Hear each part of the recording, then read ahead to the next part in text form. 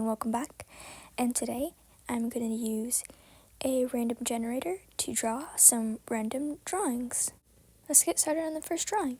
So I got a snail and as a witch. So I wrote that down, a snail as a witch, just so I could remember. And then I started sketching out my little snail body, and then I added a hat, which I changed up a few times because I just didn't really like how it was looking.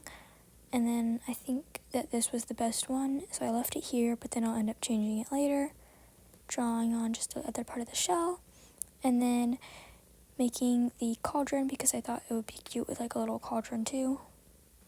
Then did the outline.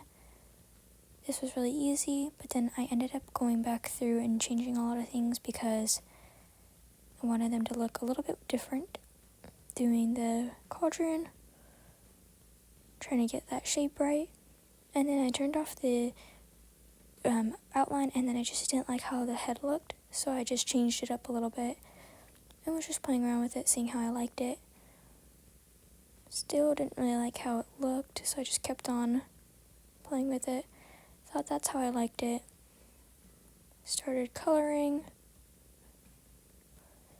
just doing a little green because I thought like a witch kind of color, like a green, so I did the body as green. Then the little bubbles for the like potion in the cauldron. Then painted the cauldron. And then time to paint the hat. I forgot to paint the little eyes of the snail, but I'll get that right here. And I wasn't liking how that looked still, so I went back and I decided to do more outlining to see if I could like fix it up. That was alright, but then I decided I'll add like a little rim to the hat so it'll cover up a little bit, add a darker or a lighter black, and I liked how that looked. So I then started on the shell of the snail. I just started off with doing a simple little outline so I could fill it in like this a lot quicker. Coloring it all, and then there we go. So that after that was done, I decided to then go in and make a little trail of slime for the snail. Made it like this kind of blue, and then after I was just finishing up that, messed up a few times, just adding on the extra little bit, finishing up here, and then once that was done, I made the image a whole lot bigger, added a background color, cleaned up the parts that I accidentally messed up on here, but I had already merged all the layers, so I had to be really careful. And then after that was done, I did a darker color for the like wood of the ground that the snail was on. And then after that was done, I added some green lighting just because I thought it might look a little bit nicer. And there we go. Now for the second one, I got a gnome surfing. So I thought it would be a little bit difficult to actually draw the gnome surfing on a wave.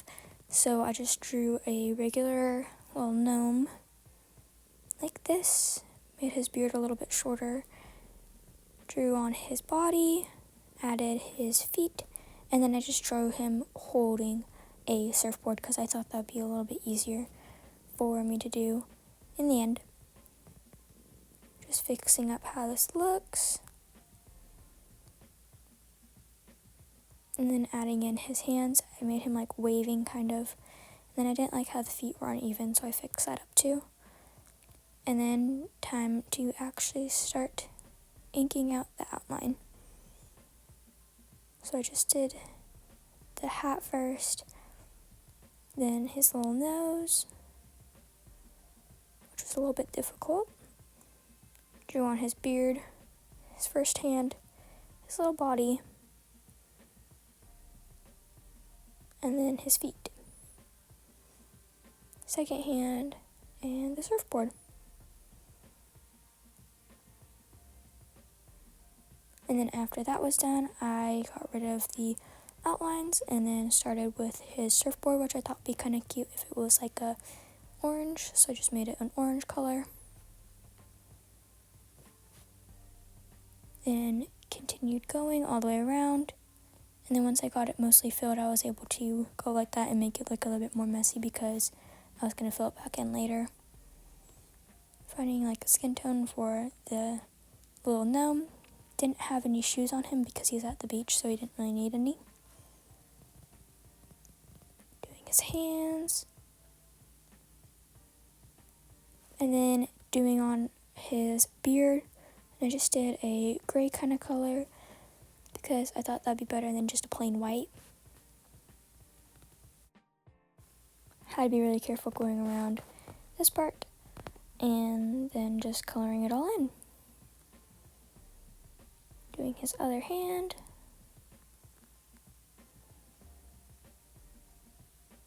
And then I did the same color of the surfboard and I went straight across to give it like a complementary color. So I got this blue. So I thought that this blue would be a good one.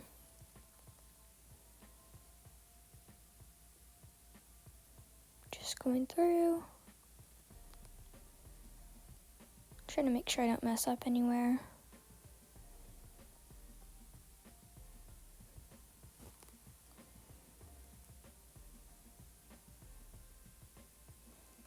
Doing the like last parts of the hat.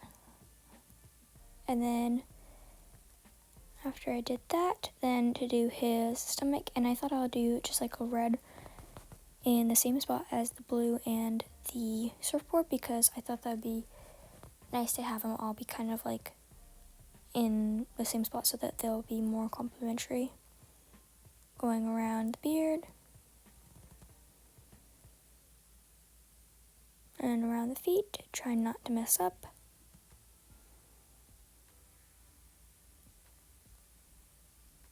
Filling it all in. And then there we go. So after he was done, I also made him a little bit bigger, just like in the other one. And then I did like a blue, like the ocean. And here's how he looks. And then for the final one, I did Brain as a crazy cat lady.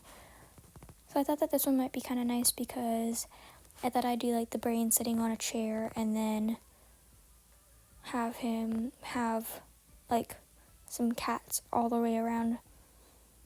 So I just made a little chair. Just did that, and then here's where the little Brain is going to be. Added some arms to be holding a cat. And then a smiley face with some glasses. And then time to actually draw the cats. So I made, again, this one cat sitting right here in the Brain's lap. Just sleeping. Adding in all the little details like the arms and the legs and the tail.